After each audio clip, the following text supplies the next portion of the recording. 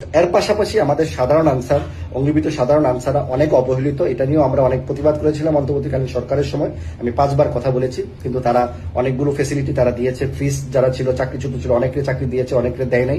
কিন্তু তাদের যে সুযোগ সুবিধা ছিল, একটি কথা মাননীয় প্রধানমন্ত্রী আপনাকে বলতে চাই, একটা সাধারণ আনসারের বেতন এবং যদিও এটা চুক্তিভিত্তিক একটা চাকরি 16 থেকে 17,000 টাকার মধ্যে, এর মধ্যে তাদের পোশাক বাবদ তাদেরকে টাকা কেটে দেওয়া হয়।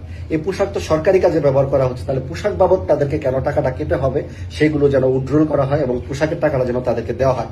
এবং অনেক সাধারণ আনসার সদস্যদের তাদের বউ বাচ্চা মা বাবা থাকে, ছোট ছোট ভাই বোনও থাকে, দায়িত্বশীল যখন কাঁধে আসে, এই সামান্য টাকাতে তাদের পরিবার পরিজন চলে না।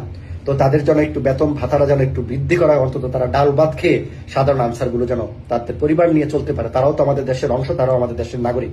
এই সাধারণ আনসার কিন্তু বাংলাদেশের গুরুত্বপূর্ণ স্থাপনায় তারা ডিউটি করে যাচ্ছে সৎ এবং আদর্শর মধ্য দিয়ে, এবং অনেক দায়িত্ব পালন করছে। সেটা আপনারা তাদের প্রোফাইল দেখলেও বুঝতে পারবেন। বাহিনীর প্রধানদের কাছে সব ডকুমেন্ট আছে, আমি সব কথা বলতে চাই না, কিন্তু তাদের এই বিষয়গুলো আপনি বিবেচনা করবেন যেন তারা পরিবার পরিজন নিয়ে তারা চলতে পারে। এখনো যারা ফ্রিজ আছে, ডক্টর ইউনূসের সরকারের সময় কিছু আনসারের সাথে দুর্ঘটনাবশত কিছু কাজ ছিল, হয়ে গেছে ভুলবশত, কিন্তু তাদের একটা এক দফার দাবি ছিল। সেই দাবির পরিপ্রেক্ষিতে ছাত্র সমন্বয়করা তাদের উপর আক্রমণ করে, তাদের উপর মিথ্যা চার্জ দিয়ে ছোট্ট এই চাকরি ফিরিয়ে দিয়ে অন্তত তাদের এই মানবিক দৃষ্টান্ত স্থাপন করা হোক, যেন তারা পরিবার নিয়ে চলতে পারে। তার চেয়ে বড় বিষয় হচ্ছে, মাননীয় প্রধানমন্ত্রী আপনি একটু খেয়াল করবেন, এই সাধারণ আনসাররা যখন তাদের লিগেল ছুটিগুলো যায়, ওইখানকার যে তাদের যে কমান্ডার আছে, পিসি এপিসি এবং পিসি যারা আছে, তাদের কাছে সেটা ফায়দা নিচ্ছে। 500-1000 টাকা তাদেরকে ঘুষ দিতে হয় গোপনীয় ভাবে, নাহলে তারা ছুটি পাস করাবে না।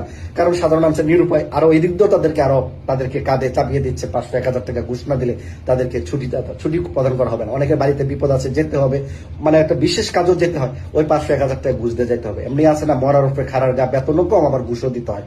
তো সেই বিষয়ে আরেকটি অভিযোগ আমাদের কাছে আসছে, আমাদের মাধ্যমে আপনাকে আমরা জানাচ্ছি। সেটা হচ্ছে, তাদের বেতন অনেক কম এবং তাদের খাবারের মানগুলোও একটু বিবেচনা করবেন, যাদের ক্যান্টিনেও দুর্নীতি হচ্ছে কিনা। আমরা এগুলো অভিযোগ পেয়েছি, দুর্নীতি হচ্ছে।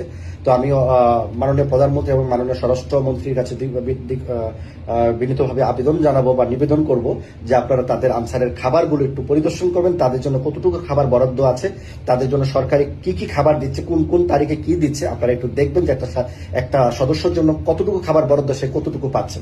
তো মাননীয় প্রধানমন্ত্রী, আপনাকে অশেষ ধন্যবাদ। যদি আপনি এই দুইটা কাজ দ্রুত করেন, তাহলে দুইটা বাহিনী অনেক উপকৃত হবে। আমরা চাই বাংলাদেশের বাহিনীগুলো প্রত্যেকটা যেন ডিসিপ্লিন যুক্ত হয় এবং সরকারের প্রতি তারা অনুগত থাকে, জনগণের প্রতি তারা অনুগত থাকে, এবং তাদের যেন লিগেল ডিউটিগুলো তারা বাস্তবায়ন করে, এবং তাদের পাশে যেন আমাদের এই বর্তমান সরকার মানবিক